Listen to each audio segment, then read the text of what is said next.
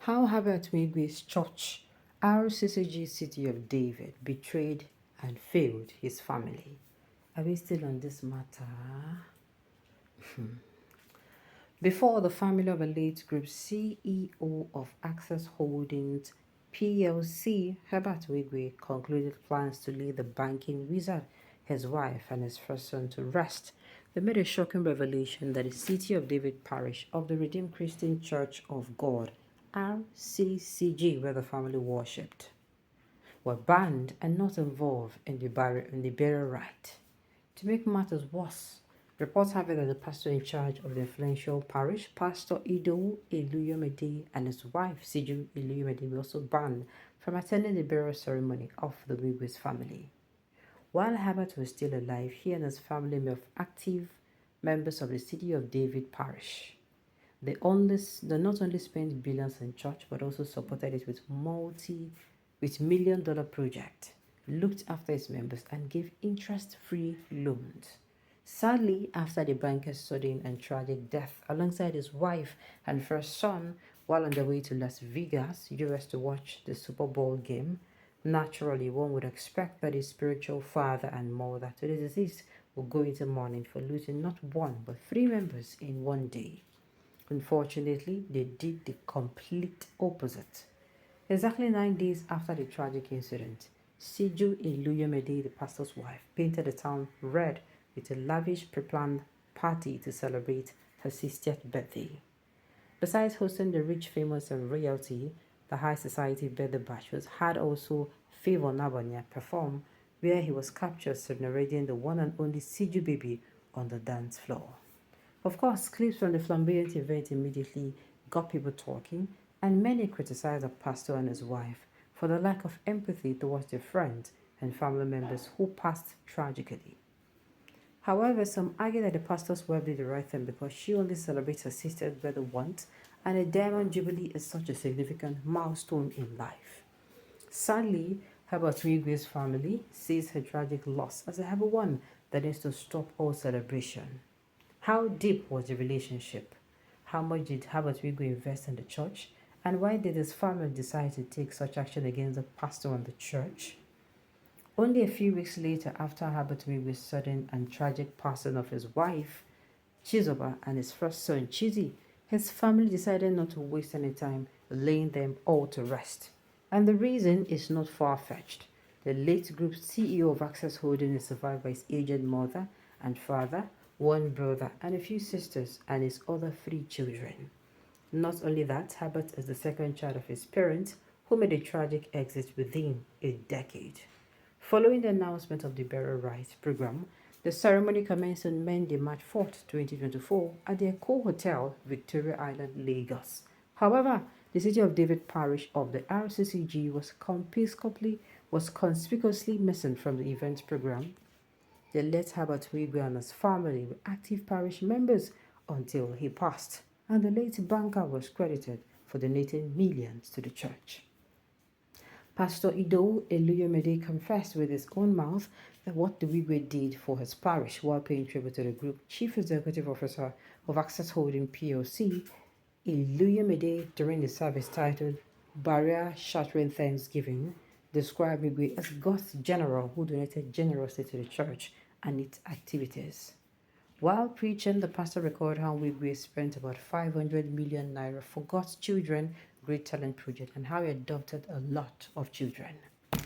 I remember when we wanted to build a school at Makoko for the indigent students, and we needed to pay the teachers, feed the students every day.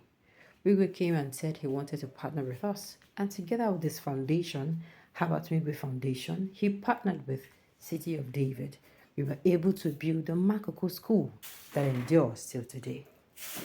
He also narrated a story about when the church wanted to start God's Children Great Talent Project and how the banker partnered with his church. While we spent about 300 million naira, he spent about 500 million naira to raise talent. He had a heart for the things of God, he said. He loved children. He gave scholarship to children. He adopted a lot of children and took care of them. For years, he has been quietly paying for the stipend and salary of a City of Dave classical choir. It has been amazing for years. Every month he was paying them. At the Christmas concert, he funded them. He did a great work in this place. As he was doing here, he was doing it all over. He was a blessing to God and humanity. His life was profitable to all. I commiserate with the chairman of the building fund and his wife.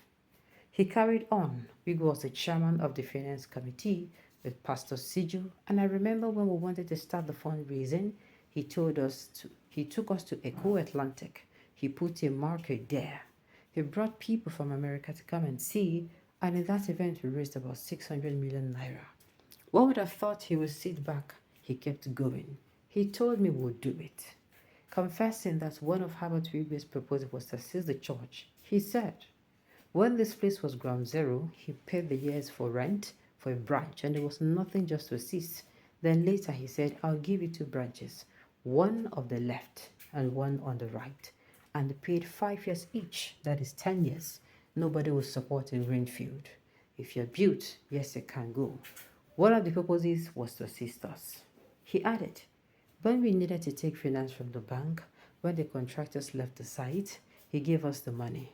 Herbert was supporting us. His wife was also supporting him. He'll call his wife, bring 20 million, bring 10 million, and she'll support.